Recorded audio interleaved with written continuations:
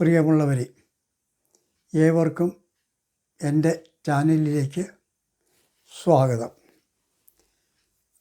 കഴിഞ്ഞ പ്രാവശ്യം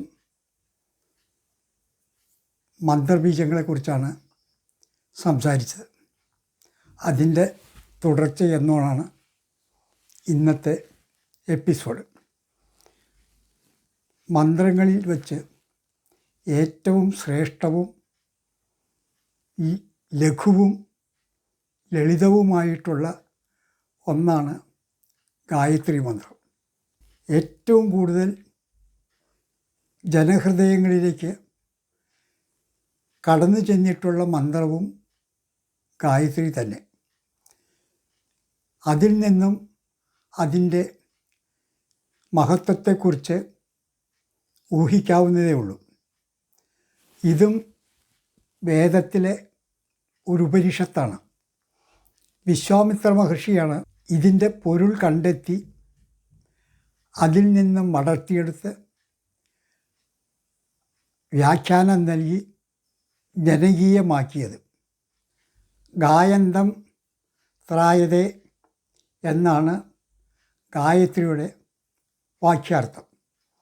അതായത് ഗാനം ചെയ്യുന്നവനെ രക്ഷിക്കുന്നത് എന്ന് സാരം. ഇവിടെ ഗാനത്തിന് പാട്ട് എന്നുള്ള അർത്ഥമല്ല എടുത്തിരിക്കുന്നത്, അത് അണ്ടർസ്റ്റുഡാണ്. ഗാനം ചെയ്യുക, ആലപിക്കുക. ഗാനം എപ്പോഴും ആലപിക്കുകയാണല്ലോ, അതേപോലെ തന്നെ പാട്ട് പാടുക എന്ന് പറയാം. അപ്പോൾ അതുകൊണ്ട് ഗാനം ചെയ്യുന്നവനെ രക്ഷിക്കുന്നത് എന്നാണ്. അപ്പോൾ അത് ഗായത്രി മന്ത്രം ആണ്. ആ ഗാനം ചെയ്യുന്ന മന്ത്രത്തെയാണ് ഉദ്ദേശിച്ച് പറയുന്നത്.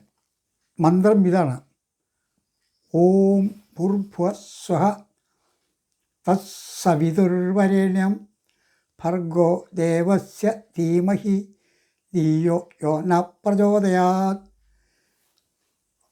ഇതാണ് മന്ത്രം. ഇതിൽ ഓം ഭൂർഭുവസ്വഃ എന്ന ആദ്യത്തെ വരി ബീജമാണ്. ബാക്കി 3 വരിയാണ് മന്ത്രം. ബാക്കിയുള്ള 3 വരിയാണ് മന്ത്രം. തത് സവിതുർ വരേണം എന്ന് പറയുന്നത് മന്ത്രമാണ്. അതിൻ്റെ അർത്ഥം ഇതാണ്: അല്ലയോ സവിതാവേ, അവിടുത്തെ ദിവ്യവും ശ്രേഷ്ഠവുമായ തേജസ്സിനെ ഞങ്ങൾ നമിക്കുന്നു. ഭർഗൻ എന്ന ആ ദിവ്യമായ തേജസ് ഞങ്ങളുടെ ബുദ്ധിയെ വികസിപ്പിച്ചാലും. ഇതാണ് ഗായത്രിയുടെ അർത്ഥം. ഇവിടെ സവിതാവ് എന്ന് പറയുന്നത് സാക്ഷാൽ ഈശ്വരനാണ്. ജ്ഞാനസ്വരൂപനും അദൃശ്യരൂപിയും നിത്യചൈതന്യനും ആയിട്ടുള്ള പരബ്രഹ്മമൂർത്തി തന്നെയാണ് ഇവിടെ സവിതാവ്. അതുകൊണ്ട് ഈ മന്ത്രം ആർക്കും ജപിക്കാം. ഇത് ഒരു ദേവതയോ വ്യക്തിയോ ഒന്നും ഉദ്ദേശിച്ചുള്ളതല്ല ഗായത്രി മന്ത്രം. സാക്ഷാൽ ജഗദീശ്വരനെയാണ് ഇതിൽ പ്രകീർത്തിക്കുന്നത്. അതാണ് സവിതാവ് എന്ന് പറയുന്നത്. അതുകൊണ്ട് തന്നെ ഇത് ആർക്കും ചൊല്ലാവുന്ന ഒരു മന്ത്രമാണ്. ഇത് ഇന്ന വിഭാഗക്കാർക്കേ പറ്റുള്ളൂ എന്ന് പറഞ്ഞ് മാറ്റി നിർത്തണ്ട. ജഗദീശ്വരൻ എല്ലാ വിഭാഗങ്ങൾക്കും ഉള്ളതാണ്. ജഗദീശ്വരൻ ഒന്നേ ഉള്ളൂ.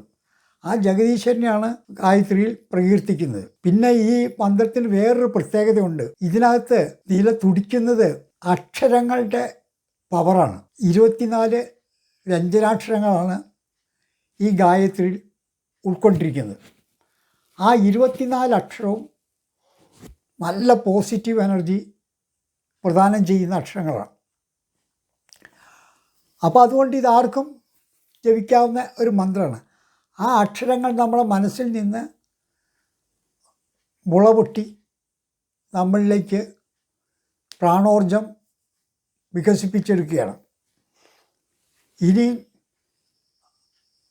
എല്ലാ മതവിഭാഗങ്ങൾക്കും ഉപയോഗിക്കാം. നിരീശ്വരവാദികൾക്കും ഈ മന്ത്രം ജപിക്കാവുന്നതാണ്. നിരീശ്വരവാദികൾക്ക് ഈശ്വരനില്ല എന്നേ അവർ പറയുള്ളൂ. നേരെ മറിച്ച് അക്ഷരങ്ങളില്ലാന്ന് അവർ പറയില്ല. അക്ഷരം അഗ്നിയാണ് എന്ന് പറഞ്ഞത് ശാസ്ത്ര സാഹിത്യ പരിഷത്താണ്. ആ അഗ്നിയെ ജ്വലിപ്പിക്കണമെങ്കിൽ നമ്മളിത് ഊർജം വേണം. ആ ഊർജം ഈ മന്ത്രത്തിൽ നിന്ന് ലഭിക്കും. അപ്പോൾ ഇത് ചൊല്ലുമ്പോൾ നമ്മൾ പ്രത്യേകിച്ച് ദേവതകളെ ഒന്നും മനസ്സിൽ ഓർക്കണമെന്നില്ല. നമ്മൾ അക്ഷരങ്ങളിൽ മാത്രം ശ്രദ്ധ ചെലുത്തി ജപിച്ചുകൊണ്ടിരുന്നാൽ മതി. അതിൻ്റെ ശക്തി നമ്മൾക്ക് കിട്ടും. ഈ മന്ത്രത്തിനെ നമുക്ക് മൂലഗായത്രി എന്ന് പറയാം. കാരണം ആദ്യമുണ്ടായ ഗായത്രി ഇതാണ്. ഞാൻ കഴിഞ്ഞ എപ്പിസോഡിൽ പറഞ്ഞു ഇതൊക്കെ ആരാലും രചിക്കപ്പെട്ടല്ല എന്ന്. വേദത്തിലുള്ളതാണല്ലോ. പിന്നീട് ഒരുപാട് ഗായത്രികൾ ഉണ്ടായിട്ടുണ്ട്. ഓരോ ദേവതകൾക്കും 3, 4, 5 വെച്ച് ഗായത്രികളുണ്ട്. അതുപോലെ ഗ്രഹങ്ങൾക്ക് ഗായത്രി ഉണ്ട്, ഭൂതങ്ങൾക്ക് ഗായത്രി ഉണ്ട്.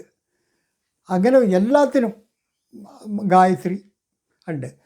മരണദേവന് ഗായത്രി ഉണ്ട്, ഗന്ധർവന് ഗായത്രി ഉണ്ട്, കാമദേവന് ഗായത്രി ഉണ്ട്. അങ്ങനെ ഒരുപാട് ഗായത്രികൾ നമ്മളുടെ ഇതിലുണ്ട്. അതിപ്പോൾ ഈ ഓരോരുത്തർക്കും ഇഷ്ടമുള്ള ഗായത്രി ചെയ്യാം. ഈ ഓരോ ഗായത്രിയും ഓരോ കാലഘട്ടങ്ങളിൽ പിറന്നിട്ടുള്ള ഋഷീശ്വരന്മാരും സന്യാസി ശ്രേഷ്ഠന്മാരും രചിച്ചിട്ടുള്ളതാണ്.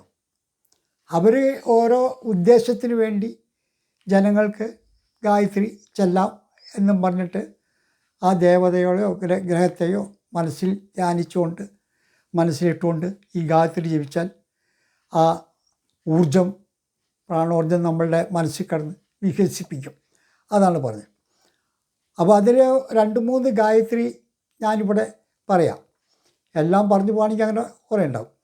അതിൽ ഒന്ന് ഗ്രഹങ്ങളെ പറ്റിയിട്ടുള്ളത് ഞാൻ പറയാം. സൂര്യഗായത്രി തന്നെ നോക്കാം. ഓം പ്രഭാകരായ വിദ്മഹേ ദിവാകരായ ധീമഹി തന്നോ സൂര്യപ്രചോദയാത്.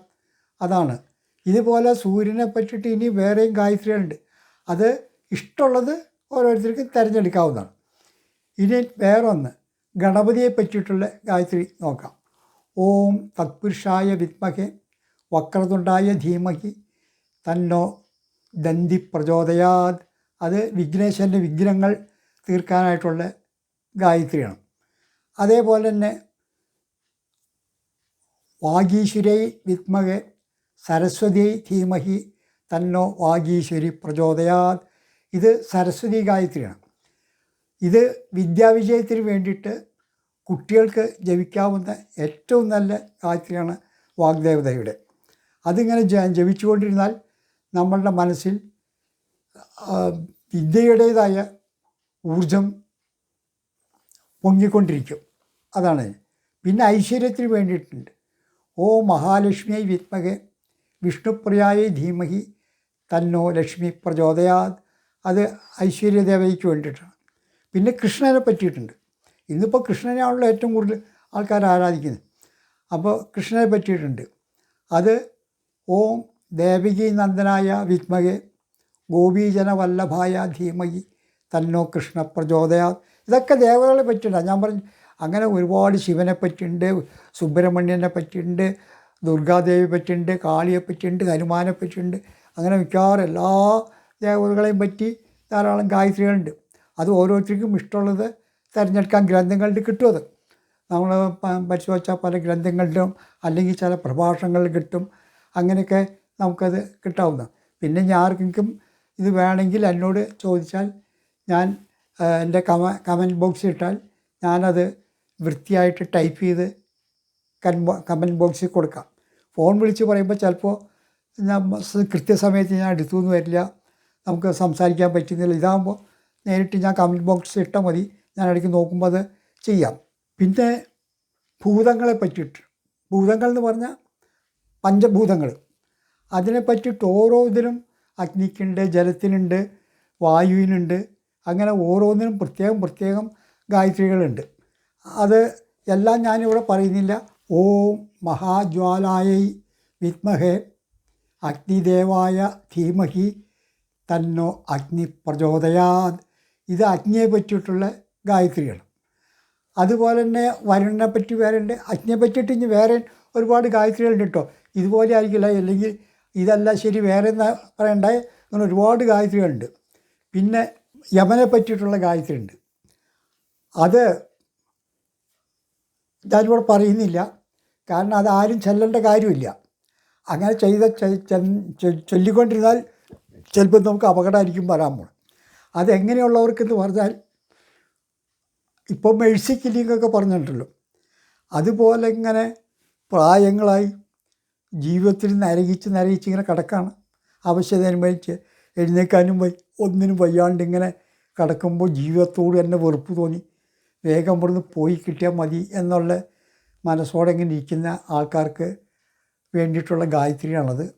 അത് അവരങ്ങനെ ചൊല്ലിക്കൊണ്ടിരുന്നാൽ അവരുടെ മരണം വളരെ സുഖകരമായി ഒരു കുഴപ്പം കൂടാണ്ട് വേഗം നടക്കുന്നതാണ് മഹർഷിമാരും സന്യാസി വര്യന്മാരൊക്കെ പറഞ്ഞിട്ടുള്ളത്.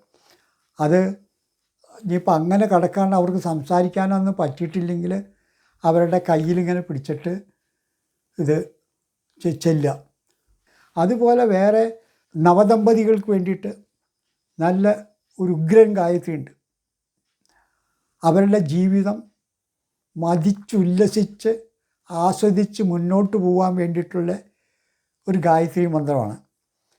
അങ്ങനെ നവമിഥുനങ്ങളുണ്ടെങ്കിൽ ദിവസം രാത്രി ഈ ഗായത്രി ചെല്ലണത് വളരെ നല്ലതായിരിക്കുമെന്നാണ് പറയുന്നത്. അത് ഒരു പ്രാവശ്യം അല്ല, കുറേ പ്രാവശ്യം നമ്മൾ ചെല്ലാം. അത് ചെല്ലുമ്പോൾ ഇതിന് ആ ഗായത്രി ഞാനിവിടെ പറയാം. അത് എല്ലാവർക്കും ഉപകാരം ചെയ്യുന്ന ഗായത്രിയാണ്. ഓം കാമദേവായ വിദ്മഹേ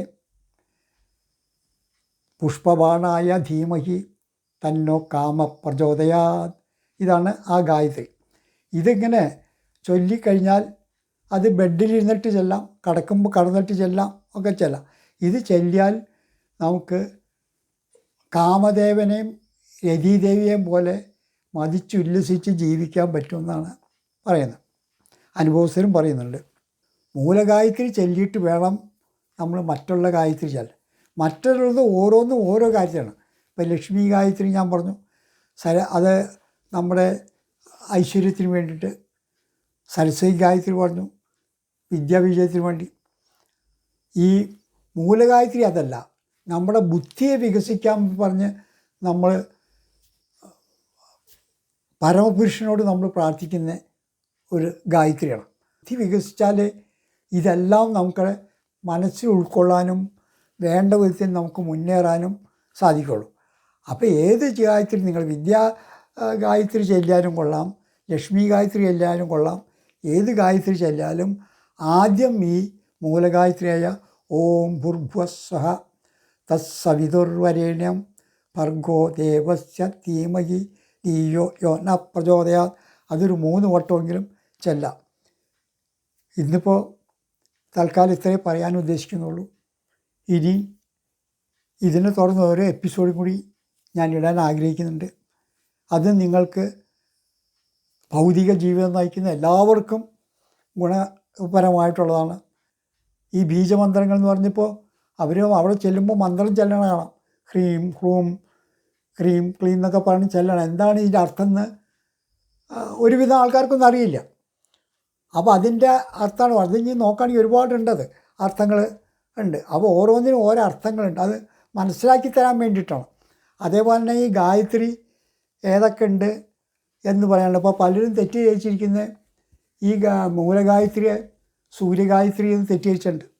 അത് സവിതാവ് എന്ന് പറയുമ്പോൾ സൂര്യനാണെന്നാണ് അവർ ധരിച്ചിരിക്കുന്നത്. സവിതാവ് എന്ന് പറഞ്ഞാൽ സാക്ഷാൽ പരബ്രഹ്മമൂർത്തിയായ ജഗദീശ്വരനെയാണ് നമ്മളിവിടെ സവിതാവ് എന്ന് ഉദ്ദേശിക്കുന്നത്. അപ്പോൾ ഞാൻ പറഞ്ഞ ഈ സൂര്യനെ പറ്റിയിട്ട് ഒട്ടനവധി ഗായത്രികളുണ്ട്. ഇത് കേട്ടുകൊണ്ടിരുന്ന എല്ലാ മാന്യ പ്രേക്ഷകർക്കും നന്ദി, നമസ്തേ.